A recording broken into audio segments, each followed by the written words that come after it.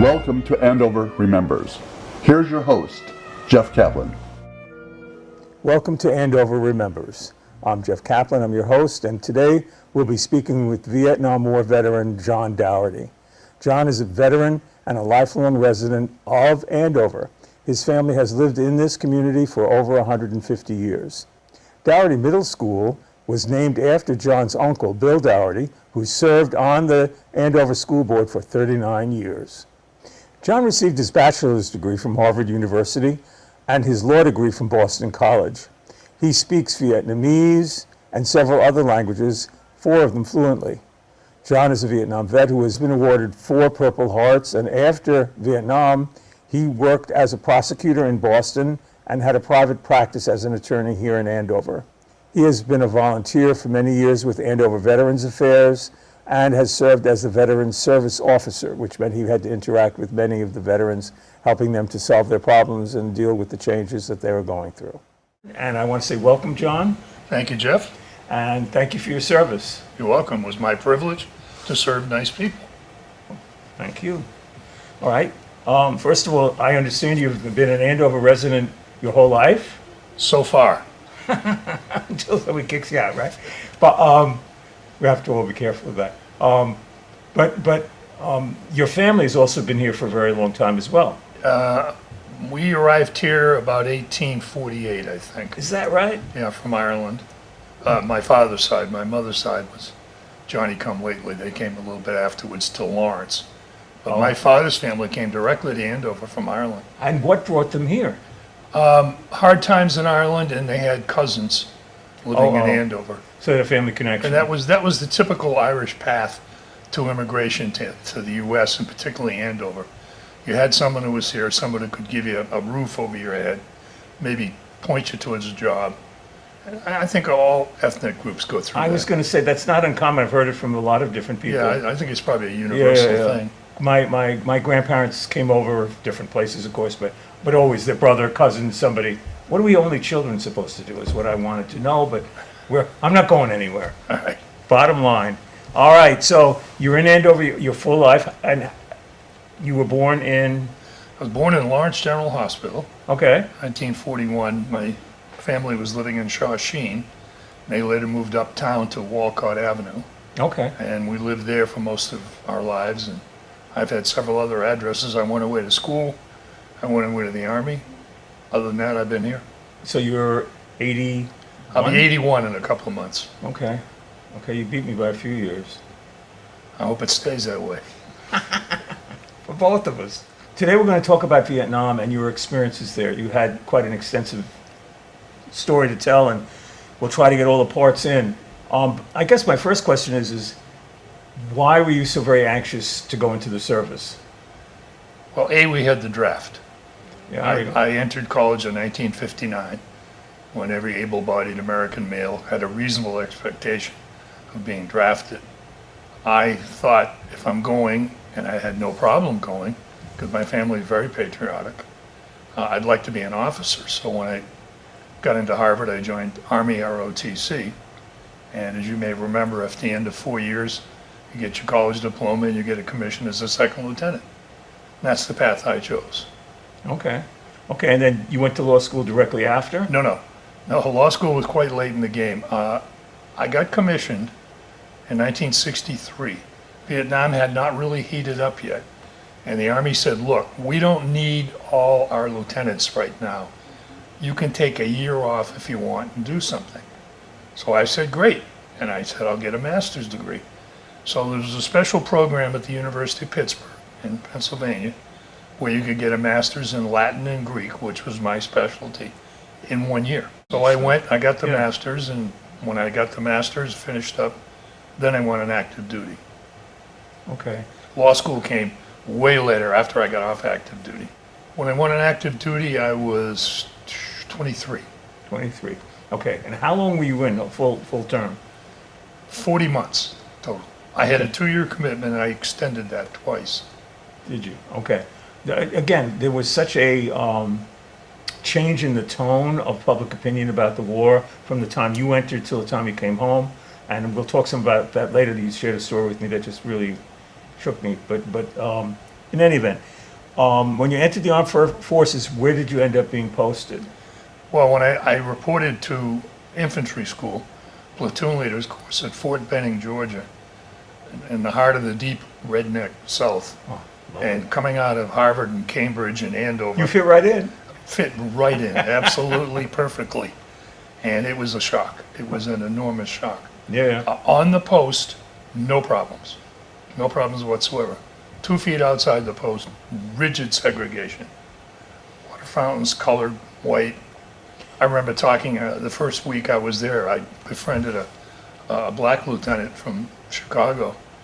And I said Friday night, we usually didn't get time off, but we did this night. I said, Baylor, let's go downtown. He says, are you crazy?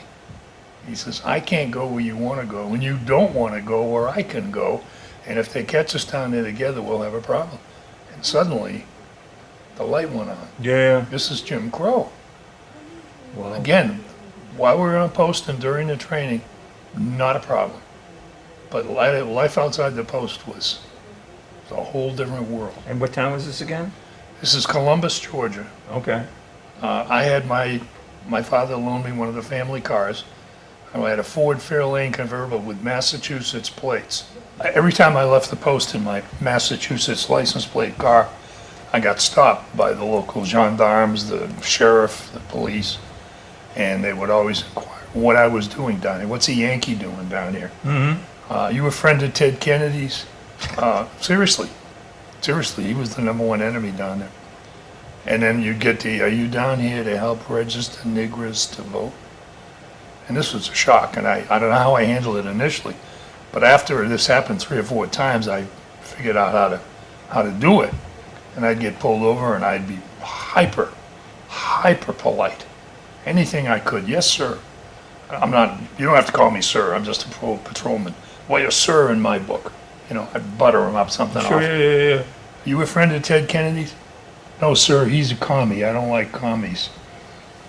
What are you doing down here, boy? I'm at Fort Benning. I'm learning how to kill commies. And that's all I want to do. Finish my training, go kill commies for Jesus. And these idiots, God bless you, boy. You can go. If anybody stops you, you tell them that Deputy Hardwick stopped you and you're okay. Wow. Yeah, you do what you got to do. And I know, but it's just amazing. Even if the veneer is changed, under the surface, it's still a lot of the same feeling. I haven't been back since, but you're probably right. I have some friends who moved to Georgia and then experienced some of that stuff. One guy who was on the same board of directors I was in a big company happened to be black. And he built a house in Charlotte, North Carolina. Brand new, beautiful home. He happened to be married to a white woman. And the house is finished, they're getting ready to move in, and they get a phone call. Somehow all of the water in the house had gotten turned on and the house was completely inundated and flooded. Oh, gee. I How mean, recently was this? we're talking mid-90s. Wow. You know, it's like the problems are what they are. People have less understanding about other people than would be hopefully good. But the distinction between you're okay and you're not okay just never seems to get better. And here's the thing that really confounds me. I can't think how to fix it. I can't think all of the different things that with the wars on poverty and the war, you're still, if you've got black skin, you got black skin and you're stuck. Yeah. And it just Time, only time. Time will flee. I hope you're right, John. I hope you're right. Anyway, back to Vietnam. Let's leave the South. What was your rank when you entered, and what was I your was a rank? second lieutenant when I entered. Right. When I was released from active duty, I was a captain. And I was originally going to be an infantry officer, but somebody at the Pentagon discovered that I went to A, an Ivy League school, and B, had a facility for languages. So they decided I should be in military intelligence, the ultimate oxymoron. I was military thinking that. intelligence. I But, wasn't gonna so say I it. was involuntarily Yeah. put into MI, military intelligence. So after I left platoon leader school, I was sent to Fort Holabird, which is in Baltimore, Maryland. Never heard of that one. It became famous, if you recall Watergate. The pivotal figure in Watergate was John Dean. Yes, yes. That's where he did his time after he was convicted. They turned it into a low-level federal prison. At the time, it was the headquarters of U.S. Army Military Intelligence. Okay. So I took a couple of courses there and became a bona fide, whatever that means, military intelligence officer.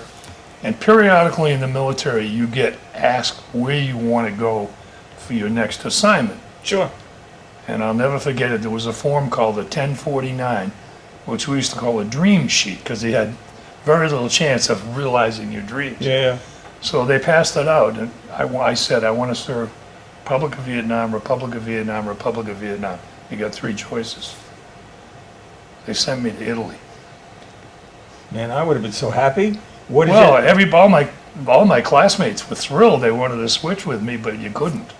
Time I had learned Italian, so Oh, so they you were decided that fluent. the needs of the service was such that this young lieutenant should be eating pasta instead of running around the rice bags. Whoa. I thought it was a mistake, and I went to see my boss. He said, "No, that's the best assignment in the military." I said, "It may be, Colonel, but I don't want it." Wow. So I wound up in Italy for 10 months, Whereabouts? Verona and Vicenza in northern Italy. Yes, yes. We were in a NATO unit. It was a binational unit, part Italian, part American. It was a missile unit. We had air defense missiles. Excuse me. We also had offensive missiles. These names won't mean anything. Honest John, Little John. They were medium range, atomic capable rockets, which were a big thing in the Army inventory in the 60s. This is 65 when I finally got to Italy. And we did have atomic warheads. And one of my jobs was as a custodian for the codes, Oh, the codes for the warheads, which was a job I did not want I could see because why. you can't, any mistake Yeah. is potentially Yeah, unthinkable. Yeah. I also have, one of my other jobs was keeping track of Soviet troops in Hungary.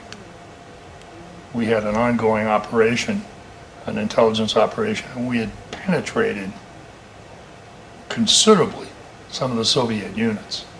And we knew that they were not the inexorable juggernaut that everybody was afraid of. We knew they were just like us and worse in most cases. For example, they had a T-54 tank, which was their main battle tank. You told me. Get going, that's Everybody great. was, oh my God, the T-54. Well, the suspension system for the cannon wasn't very good. So they came up with a way of using an alcohol-based hydraulic to make it better. Well, the average Russian soldier found out there was alcohol. They were draining the alcohol, straining it through bread and drinking it. Now this is great unless you're a tank. So now you have We a want to make tank. the turret move. Yeah, you can't move the turret, you can't raise and lower the barrel. And this was happening very frequently, Really? and it was a real problem. So now, how did you guys know that? We had people on the ground. I see. We had Hungarian civilian employees used by the Russians I see. who would feed us information. And alcohol has always been a huge problem for Russians. And there was one instance, it actually happened just over the Czech border, where a bunch of Russian soldiers stole a tank, drove to a country inn, traded the tank to the proprietor of the inn for a night's free beer and food, parked the tank out back, got completely wasted, Really? and someone called the Russian military Imagine. police. What And, were they thinking? They were executed, I can imagine why. as an example. I mean, because if that was the kind of thing that was going on. Yeah, it was a Wow. real problem. Well, So I'm not happy. Yeah, I want to go to Vietnam. There's a war. My country's in a war. I need to be there. yeah. So I'm constantly bombarding my bosses with requests. Hey, can I please go? I really want to go. Finally, just to shut me up, apparently they approved the transfer, and off I went. So you were in the intelligence service in Italy. Right. We used, you said the word CIA in connection with something that you did in Vietnam, I think, in one of our previous discussions. Yeah. Was that the same service? Were you in CIA? No. No, absolutely not. Okay. I had nothing to do with the CIA directly. Okay, We did share some objectives, and some Well, operations. Yeah. But I was in no way a former member of the CIA or paid by them or hired them. Okay. No, I was always military. Okay. But they were in Vietnam in great numbers. That's the thing that I understood from many sources, and I looked it up, and there's a whole thing of basically the clandestine is what they're doing. They had a cover organization called USAID, United States Agency for International Development, Yeah. which is a legitimate agency, except that probably 25% of their people in Vietnam were CIA. Okay, you left Italy, you finally got to Vietnam. Right. How long did it take to do that? Well, you get a 30-day leave before you go to Vietnam, so I took care of that. I went all over Europe and flew to Saigon, and I was assigned to a unit in a place called Nha Trang, Nhatrang, which is a beautiful city on the central coastline, heavily French, wonderful seafood, great restaurants, major French presence. Also a very, very large U.S. military base. We had an airfield there. The 5th Special Forces, which ran all the Special Forces activities in the country, were there. It was the headquarters for what they call 2 Corps. Vietnam administratively and militarily was broken up into 4 corps, CORPS, 1, 2, 3, 4, from north to south. 1 was adjacent to the demilitarized zone. 2 covered the bulk of the central part of the country. So that's where we were. And the unit I was with consists of intelligence specialists, and we were farmed out to active duty divisions as they were needed. I see. 4th Infantry Division, 1st Cavalry Division, 25th Infantry, whatever regular line unit needed a specialty. Could be photo interpretation, order of battle. Order of battle means who's out there for the bad guys and what are they up to. Yeah. Prisoner of war interrogation, propaganda. You know, we were assigned to different units. So what would be the trigger that would assign, well, We'd get a request from one No, of- that part I know, but Yeah. what was the reason that they first made the request? Well, how did they know that they needed your group's services? Well, the line units were real light on intelligence capability. I see. They always had an officer who was in charge of, quote, intelligence, but he had to depend on much higher level organizations to get it. Okay. For instance, they had something called radio research, which was very secret at the time. It was radio intercept, Oh, but it was called radio research because we didn't want to let anybody know what we were doing, even though I think everybody in the world knew what we were doing. But that was controlled at high levels I see. on a need-to-know basis. In other words, you can be a 3-star general with a high clearance, but if it doesn't pertain to your unit, you don't get to find out. So we had clearance for that. So when a unit in the field would say, well, look, we're getting these reports and we don't know what they are and what to do with them. Can you help us? So I'd get on a chopper or someone else we'd fly out and we'd go over the reports and tell them, well, this means that at that date and that time, a large enemy headquarters was there. Now, how did we know that? Because the North Vietnamese did not use radios, except in the large size unit, a battalion, 500 men or more. I see. So if you picked up a radio Yeah. transmission, there was a lot of bad guys out there. Wow. So you left Italy, you were in Vietnam. Where were you stationed in Vietnam? Initially Nha Trang, Oh, you said that. which is a seaport. Yes. I did some work with the 5th Special Forces. I was not a Special Forces qualified, not paratrooper qualified, but again, they sometimes had a need for things that we had. So I worked on a couple of projects with them. I didn't really like my job because here I am in a war zone, and most of the time I was basically flying a desk. And I really loved going out in the field joining units, but it wasn't happening enough.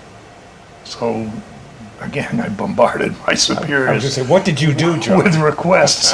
And finally my colonel said, I don't care where you go, but get out of here. Get out of my office. So I hooked on with the unit of the 1st Cavalry Division, Uh-huh. which is the Army's elite Yes, yes. division.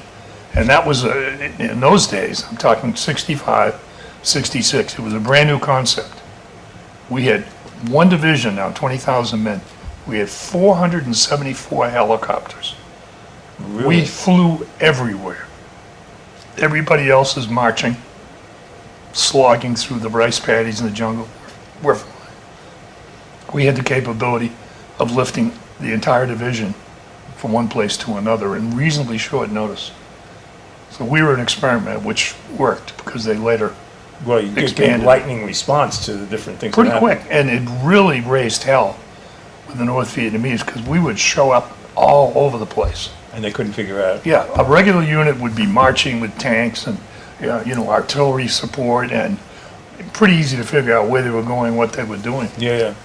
They never knew what we were up to. They'd see the planes, Right. but with a helicopter, you can land anywhere.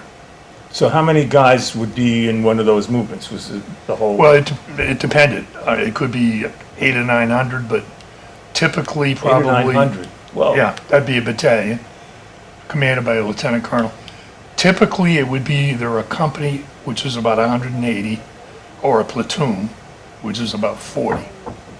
That was the basic maneuver unit that we would use, and we would do raids and we would do attacks. And one time, an operation I went on, we ambushed the North Vietnamese regimental headquarters. And a regiment's a big, big unit. We're talking thousands of people. And we cut off what turned out to be their surgical section, all their doctors and nurses and all their equipment. And we cornered them. We tried to get them to surrender. We had a South Vietnamese soldier, Yeah. and they wouldn't. And unfortunately, they fired, we overran them, and we recovered a tremendous amount of surgical equipment, and unfortunately killed some medical personnel. One of my jobs was a technical intelligence officer. That meant you had to look at what the other guys are carrying. Do they have a new type of weapon? Is this weapon capable of automatic fire? Do they have a new grenade? Do they have a new this? We captured all this medical equipment. We wanted to find out what they were using. It was mostly pretty primitive. They were living in the jungle, trying to take care of serious wounds, doing the best they can. Sure. So we had a lot of what looked like, what do you put a pot roast in? I'm drawing a blank. A pot roast. Yeah. Pressure cooker? Pressure cooker. We thought they were pressure cookers. What they really were was what the medical profession calls autoclaves. They were for sterilizing. It was basically a pressure cooker, but you would put water in it, heat it up, then you put your instruments in it to sterilize them. Yeah.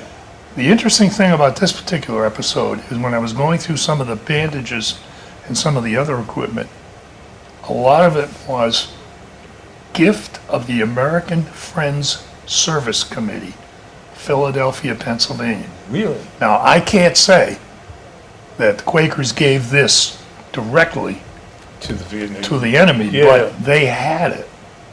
And they had French medicine, a lot of Chinese stuff, and some Russian stuff. But it was incredible to see the rudimentary facilities they had, to treat their own people. If you were in the North Vietnamese army and you were fighting in South Vietnam against us, if you were badly wounded, you're going to die. Chances are 99% you're going to die. Wow. And they can't send you all the way back up the Ho Chi Minh Trail 1,000 miles north for treatment because you're going to die on the way. We spoke about the Ho Chi Minh Trail, and that brings to mind, the Ho Chi Minh Trail ran all the way from North Vietnam through Cambodia, Laos, and then back to South Vietnam. It went into South Vietnam. Right. It had branches all the way. Okay, so it's sort of like Vietnam is the coast, and it went to the countries that were internal. Well, Vietnam does have a coast, but it also has a mountainous western border. Okay. Probably 4,000 to 6,000 foot mountains. So the length of it was, if I remember correctly what I read, it was like 1,000 miles from one end to the other? Yeah.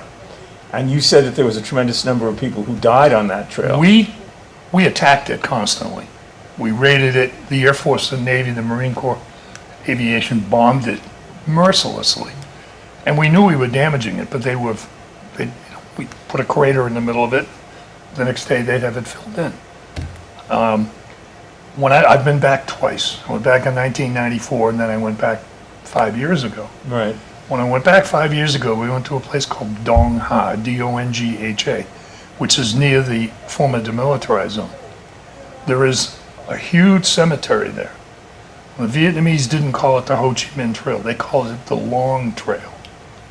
This was the Long Trail Cemetery. This is where all the people who had died on the Ho Chi Minh Trail were buried, 44,000. Really? We had no idea how badly we had hurt them. Wow. And they kept throwing people at it. Yeah, yeah. Casualties were not a problem for them. They weren't. And they'd be very, on the rare occasions when you capture, a senior officer, they would tell you. We have large families, we have a lot of people, we're a peasant agrarian society. We can draft everybody and anybody. No questions Yeah. asked. Wow. It looked very different back at home on the television, let me tell you. Be that as it may, okay, so we talked a little bit about the number of people that were lost, and that was, so we were winning the war and we were winning that piece of it anyway. Well, when I left in early '68, and when I got home, I had a bumper sticker on my car. It said we were winning when I left, and we were. Yeah. Unfortunately, Tet occurred. I was just gonna say, tell me about the Tet Offensive. Well, I finished my first tour, spent a lot of time with the 1st Cavalry Division. I said, this is really great. This is where the rubber meets the road. I'm getting information, I'm giving it to my battalion commander, and he's acting on it. Not every time, but enough to make me feel as though I'm doing something. Yeah. So I signed up for another year. So I go home, Right. take my leave, come back. Captain, we've had a change in plans. Really? Okay. Yeah, now you're going to be an advisor. We're sending you way up north, and you're going to be an advisor to the South Vietnamese. I don't want anything to do with this. I wanted to fight with the 1st Cavalry Division. No, sorry. You don't get any choice. So what did that entail, that job? Well, the first thing they issued me was a blanket. Now, most of the temperature in Vietnam is hot. 100 or close to it. Yeah. But up north in the hills, it could get cool. So I'm thinking, why do I have a blanket? Then they give me a carbine, which is a short military rifle. And it's ideal to carry because it's very light. The only trouble is it fires a tiny bullet, and it doesn't have very good stopping power. In other words, if you shoot somebody, you may not stop him. I didn't like it, but that's what they gave me anyway. I got sent up to Hue, H-U-E, the imperial capital, and I worked with the 1st ARVN, A-R-V-E-N, Army of the Republic of Vietnam Division, which was their best. They were really good because they had a great commanding general. Most of the South Vietnamese army was corrupt, inept, and really bad. This was the exception. This was a great unit, and it's a good thing because we were the closest to North Vietnam, and we saw only North Vietnamese regulars. We really saw local guerrillas. We fought against the best they had, and let me tell you, they were good. I had great respect for the average North Vietnamese soldier. Okay, now tell me why being 6'3.5" was a problem. It became a real problem because for a while I was assigned to the reconnaissance company. Every South Vietnamese division had a small unit to sneak around, find out what's going on, and do special missions. I got assigned to that. The next tallest guy, Vietnamese, was 5'2". Now I had an American assigned to me, a guy named Nestor Rodriguez, who was from Puerto Rico. He arrived in New York City at age 17, got drafted at 18. Jeez. English was not his first language. Luckily, I spoke Spanish, so he and I could talk, but he couldn't call anybody else. They couldn't understand him. Wow. So rather than have me, find out where he is and come over, I would occasionally carry the radio.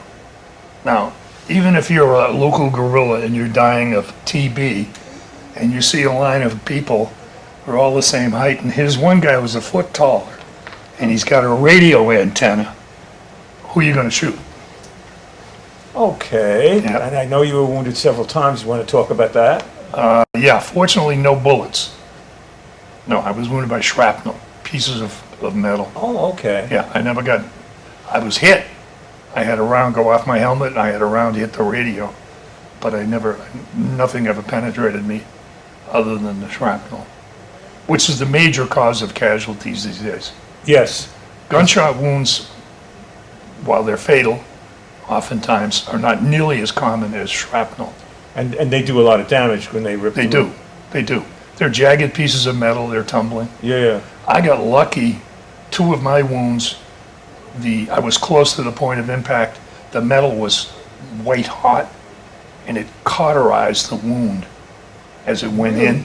It burned it. Yeah, I understand what you mean. Yeah, but it whoa. burned it so that it almost healed.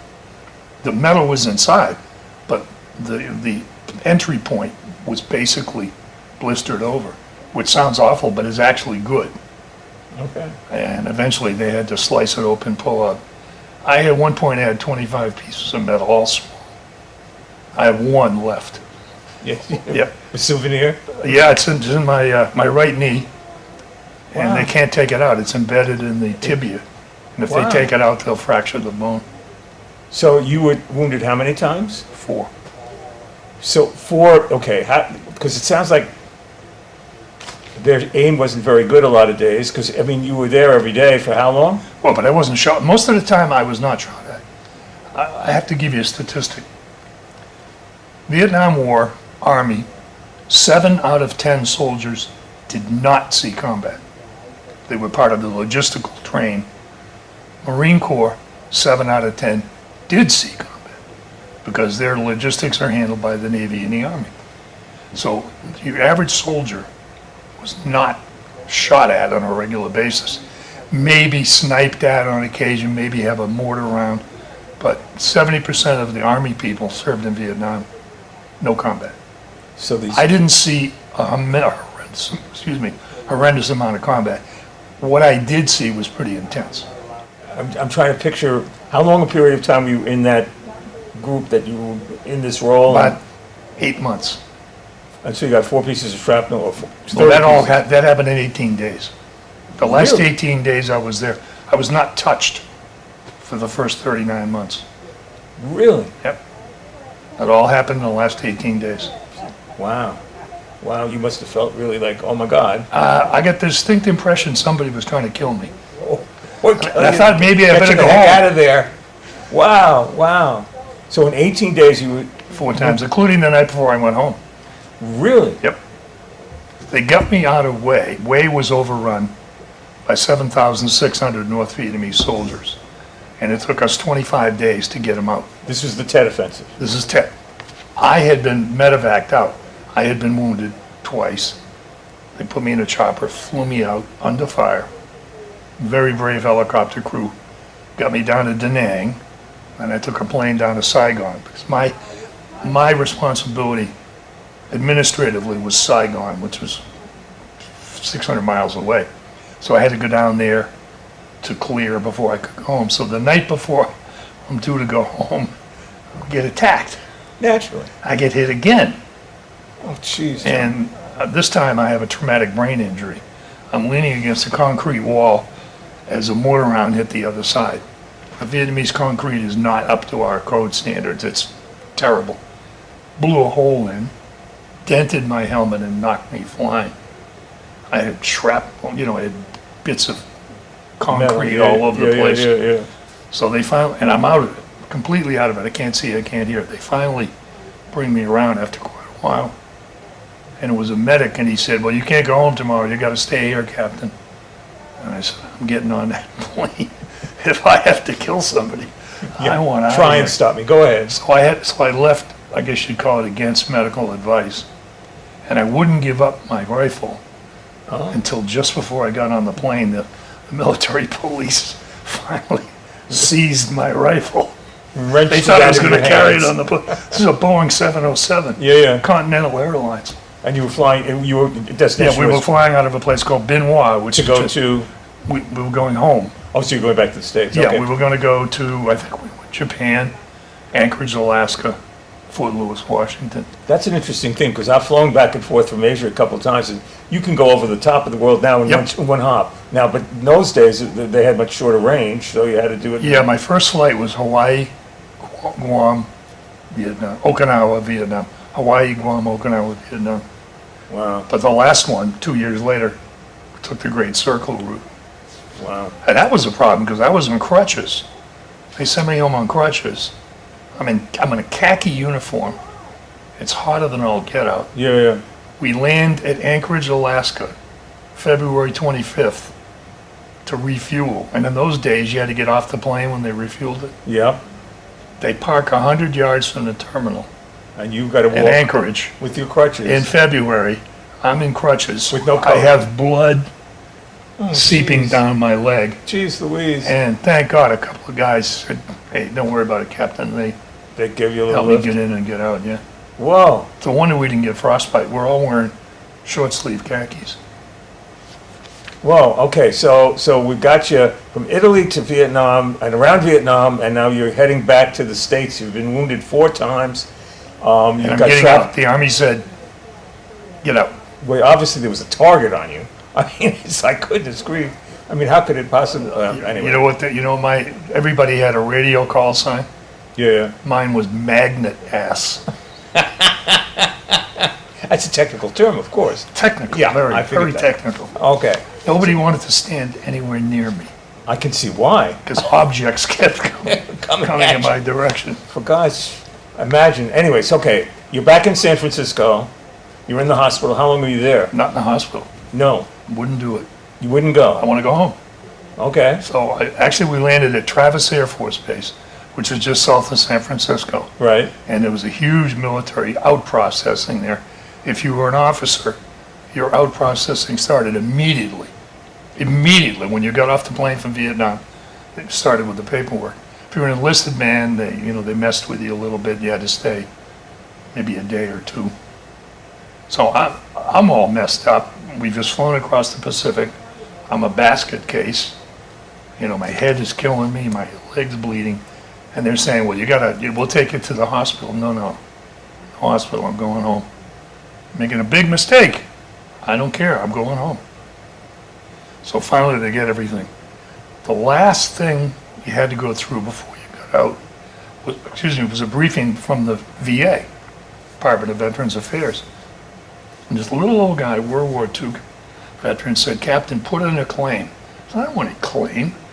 I'm going home, I'm going to law school, I'll make a lot of money, I don't need any money. He said, trust me, someday you may regret it if you don't put a claim in. You've been wounded, it's legit. I'll sign off on the initial part.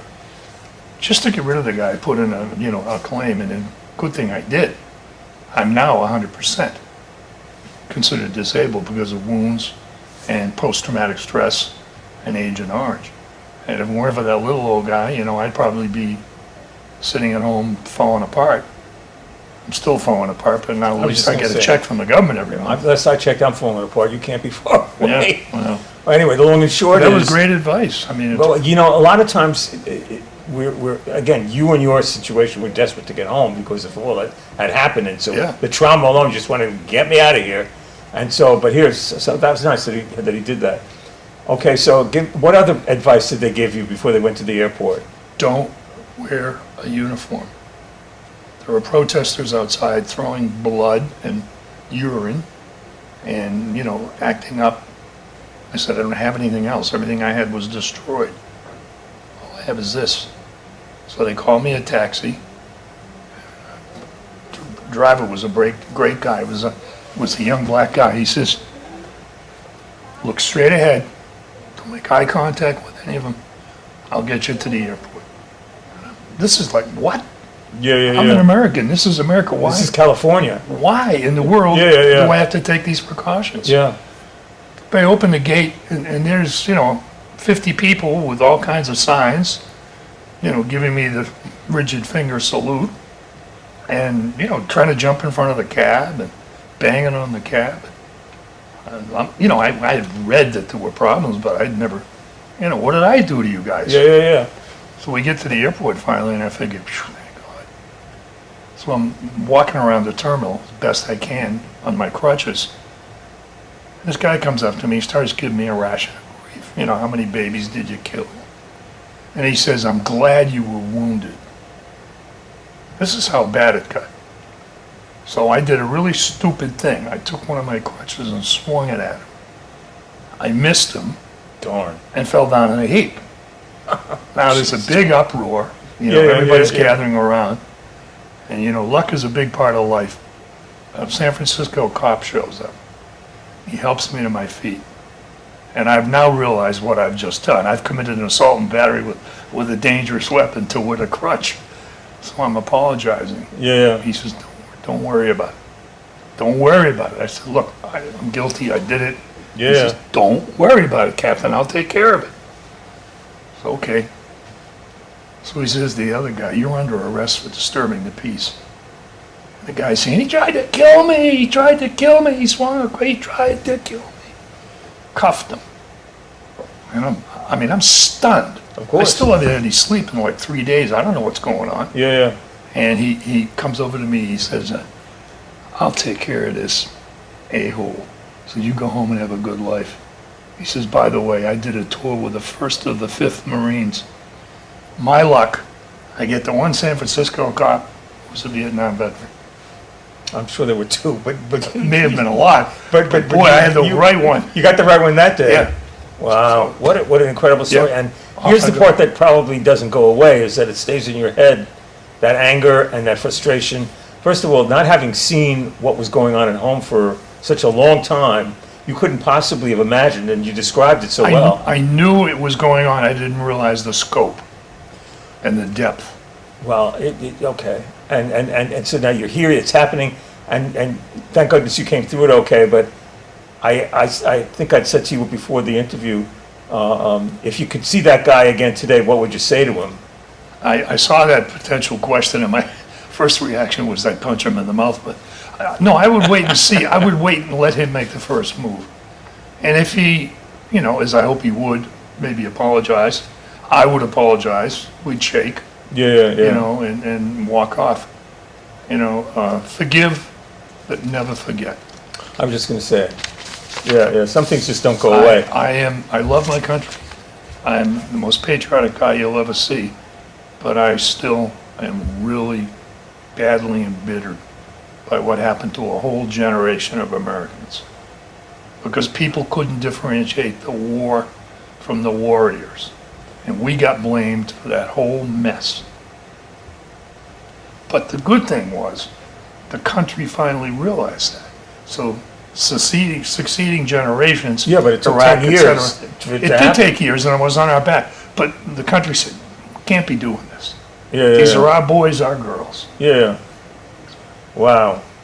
What an interesting thing. So we're getting kind of the end of time, are there any things that you would say were lessons that you learned, or things that came to you as a result, visions of whatever, that you would say helped you in some way, or made it better for you in some way? Oh, that's philosophical, and that's above my pay grade. But I would, when you're in the armed forces on active duty, you are an instrument of government policy. You hope those in power have your best interests, as well as the interests of the country at heart. Don't send somebody else's son where you wouldn't send yours.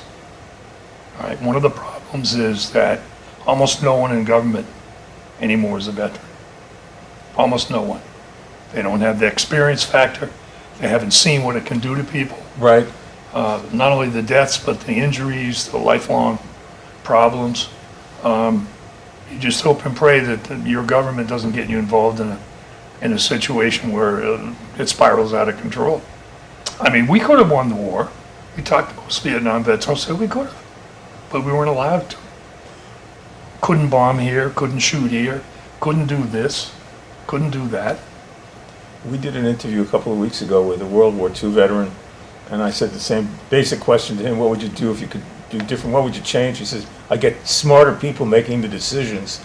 It's exactly what he said. Things hadn't changed in the intervening time. Well, anyway, all right, you're here. Thank goodness you've served, and thank you again for your service. Is there anything else that you would like to leave for? This is going to be hopefully seen by people for a long time after you and I are not kicking around anymore. What would you like to say? The war cost us 58,479 people. That's a number. Each one of them obviously had parents, siblings, relatives, friends, neighbors. You have to multiply that by at least 10 to get an idea of the true impact. These men and women died in the prime of their lives. They never got to go home. They never got to go to college, get a job. They never, went on a date, never got married, never had kids, never had a chance to take their daughter to the dance, take their son to a baseball game. Yeah. They never did and they never will. And that's why most Vietnam vets have tried to live a good life out of respect for those who aren't here. And we've tried to make sure that what we did was the right thing. And I know when my daughter got married a couple of years ago, I proposed a toast. And I told people when I walked my daughter down the aisle, I wasn't alone. I had 58,479 brothers and sisters with me. And that's how I feel. And those weren't, people say, they were draft dodgers and this. Well, let me tell you, they were fine, good people. Some of them were the best and the brightest we had. Okay. Some of them could have cured cancer, could have been president, could have been your son-in-law, could have been your father. Heavy stuff. So now, push it forward 50 years, and here we are, messing around in the Ukraine and killing people, and some of our guys, it's not all together the way it was. And of course they have drones and all this other stuff, but still people are dying. We didn't learn much, it seems to me. Or if we did learn it, we didn't learn how to implement it. It was something. Well, you say we. You Well, ought to be talking about Brother Putin. Well, it's a collective, well, yeah, there is that. I don't think much of this is our idea. It was just the reaction and responses. But, this is a typical Russian megalomaniac, who thinks he's a czar. And I don't know the answer to your question. Yeah, I don't know if there is one. Anybody who does. I don't know that there is one. All I keep thinking is if all of those 50,000 people who died in a conflict which we could have won but didn't for political reasons, social, whatever it was, why did we do that? And why are we now engaged? And again, as a world, not just as a country, why are we now engaged? And it's like, I don't get it. I just, we don't learn. We don't learn our lessons. But that's exactly what I got down to. Yeah, we don't.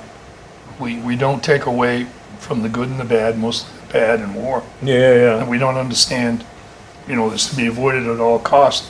I mean, I'll give you an example of my generation.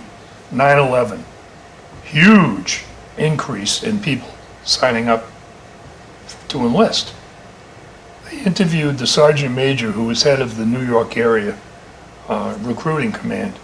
And they said, you're getting a lot of people. He said, it's good news, bad news. And the reporter said, what do you mean? He said, we're getting an unprecedented number of people. He said, most of them are Vietnam veterans. Really? I am totally shocked. Yeah. Wow. I volunteered. The Army decided, in its infinite wisdom, it didn't need me.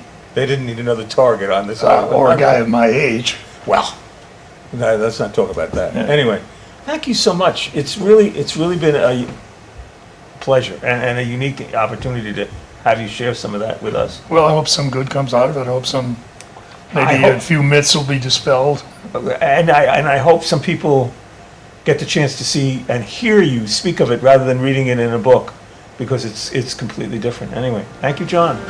Thank you, Jeff.